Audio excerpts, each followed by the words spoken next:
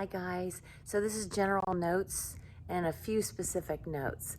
I just wanted to remind you that no amount of magical set pieces or cool sound effects or twinkly lights or whatever can take away the fact or replace good acting.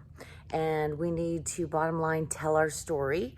And so I think that we can really make a lot of progress this week if you can consider these things when you're not here and kind of work on them. And so we really need to work on voicing, and we need to work on timing. And so when Kira's in the dark, we want her running on both feet if it's dark. We need to also practice that it is dark, and we need to count 1, 2, 3. It takes 3 seconds to get here, lights on. And so we're going to time those transitions. And so techies have to be completely not relying on their eyes. They have to rely on the count. And then we're going to make sure that you, Kira, are in the right spot. The other thing is, go and play those voicings that I sent. I sent Kira Thomas, and then Kira, and then Vandara. I'm hoping to send something out for Christopher a little bit later. I just don't have my script in front of me right now. I'm at school. Anyway, we're going to really try to create a sympathetic audience, and we don't want the audience to be bored.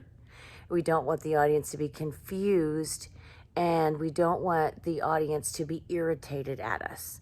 And so with Christopher, we need you to go through those transitions of tones. I gave you notes a long time ago about, sometimes you're feeling confused or sad or sentimental or, I can't remember the exact things I gave you, but nurturing as a father, fearful. We need to see those things. It can't just be your go-to great expression that you give, because there is a great expression that you give, but it's applying to like every emotion. And so you really need to transfer that so the audience knows, oh, there's something going on here. I am afraid of Jameson, or I know, honey, the reason I did it was for you and the family. Those kind of things. And oh, I'm in a lot of pain and I'm tired when I arrive, or when I'm talking about the painful experiences. You're blind and you didn't always, you were next in line to be the top dog, and now you're blind. And so you weren't blind when you were going to be next in line for chief guardian. And so you've had a rough life. Matt, just play that youthfulness. Play it up big and strong. And Annabella, work on just extending moments, reacting. When you come around the bend and he says it's the crone, Kira, you're still not supposed to be looking at him. Or you notice him and it doesn't matter because you have lived a long time and he's just a little pipsqueak. And so you're just coming around the bend, and then you set your thing down, you turn around and have this grand, the first time you speak to Kira, look at her, point to her, have a moment of, you be like your mama, kind of a real, we see something going to happen before you speak. You know what I mean?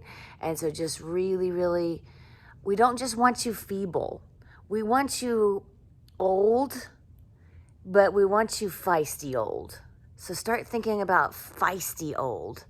Yeah, you've been around a long time. That's why you do have some aches and pains, but I want you to be more feisty. Even when you're talking, you're a no-nonsense woman. You're a no-nonsense woman. And so you've lived too long to go for this nonsense and all this brick and bracken, right? Okay, and so Thomas, every time you appear, I want you to have a prop in hand, every time.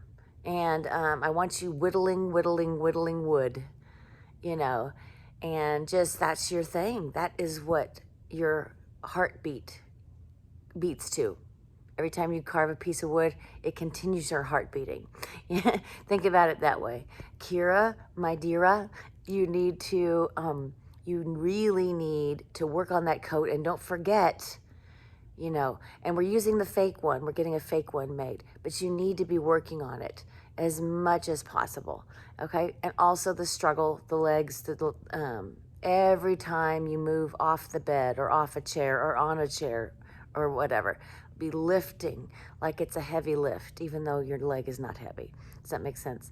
Okay, Jameson, we're going to change your tone so that you are the reliable character that takes us down the primrose path of destruction. And so we want to trust you, and you be the unreliable character. And then you kick us in the teeth later, kind of a thing, when we find out about you, who you really are.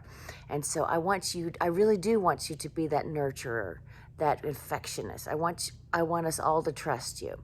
Okay. Chief Guardian, dude, take it up.